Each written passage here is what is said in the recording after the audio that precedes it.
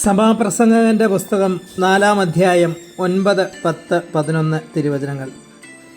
2 പേർ ഒരാളേക്കാൾ മെച്ചമാണ്, കാരണം അവർക്ക് ഒരുമിച്ച് കൂടുതൽ ഫലപ്രദമായി അധ്വാനിക്കാൻ കഴിയും. അവരിൽ ഒരുവൻ വീണാൽ അവരിന് താങ്ങാൻ കഴിയും. ഒറ്റയ്ക്കായിരിക്കുന്നവൻ വീണാൽ താങ്ങാൻ ആരുമില്ല, അവൻ്റെ കാര്യം കഷ്ടമാണ്. 2 പേർ ഒരുമിച്ച് കിടന്നാൽ അവർക്ക് ചൂട് കിട്ടും, തനിച്ചായാൽ എങ്ങനെ ചൂട് കിട്ടും?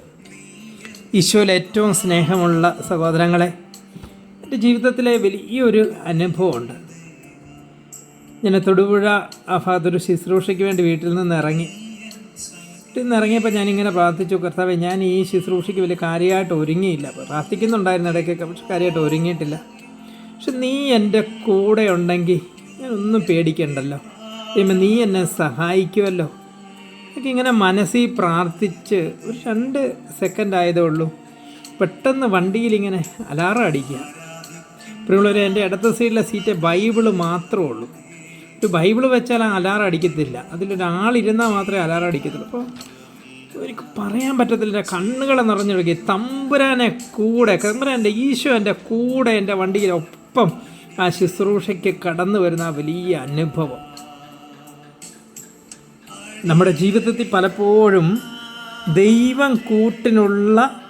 ദൈവം കൂടെയുള്ള വ്യക്തികളായിട്ട് നിങ്ങളെ മാറണം.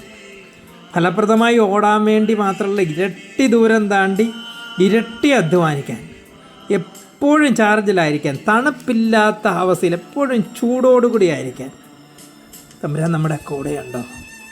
തമ്പുരാൻ നമ്മുടെ ഒപ്പമുണ്ടോ? അവൻ്റെ കരാണോ നമ്മൾ പിടിച്ചിരിക്കുന്നത്?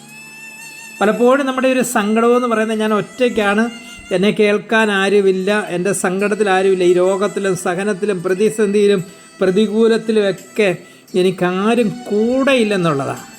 എന്നാൽ ഈശോയെ ഒന്ന് കൂട്ടുപിടിച്ച്, തമ്പുരാനെ ഒന്ന് കൂട്ടുപിടിച്ച് പ്രിയമുള്ളവരെ, അവൻ നമ്മുടെ കൂടെയുണ്ടെങ്കിൽ, അവൻ നമ്മുടെ കരം പിടിക്കുന്നുണ്ടെങ്കിൽ നമ്മൾ എന്തിനാണ് ഭയപ്പെടേണ്ടത്?